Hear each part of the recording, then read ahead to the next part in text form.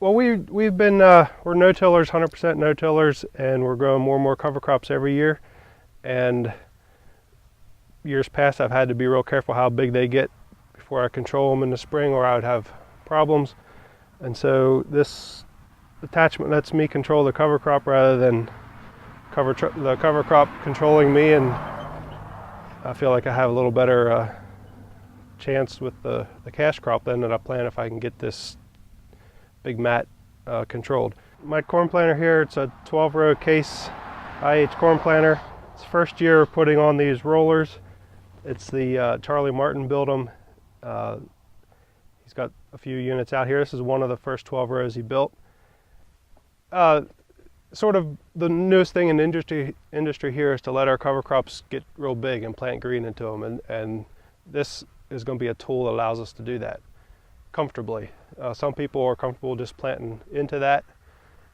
It's a little scary if it doesn't lay down, a little scary to me anyway. It's going to be a lot of shading, a lot of competition for the crop that's trying to grow. Even if you don't have a cover crop to roll, it does a super job of just row cleaning. Just for instance, in the bean field over there, had pretty heavy corn stalk stubble, and normally I would have just planted it and I would have, anywhere my unit would have run over an old row, it just would have had an ugly stand of beans. I put these down, ran them relatively aggressively as far as I wasn't moving dirt, but I was definitely moving all the residue. And boy, it just, right down the row, the beans are there, just pushed the old corn stalks to the side and let me go. We're having a fairly wet spring,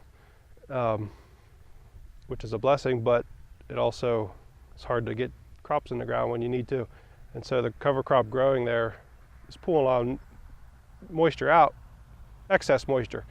If it would be a dry spring, we probably would have planted this a long time ago and controlled this before it got this big, so it wouldn't have pulled too much moisture out. It looks nice and thick, but really that's only 2/3 to 3/4 of a bushel. If we'd plant 2 bushel, it'd probably be way too thick to do this. So that's one of the things we learned here over the last couple of years, is to really pull the rates down. Several big goals. One of them would be moisture retention for later in the year.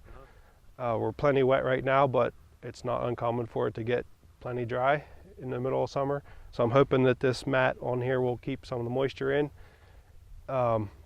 This field has a nice gentle slope down, but believe it or not, the rain will run out of everybody else's fields and come down through here and wash. And so this should not, this will really hold the soil in place too.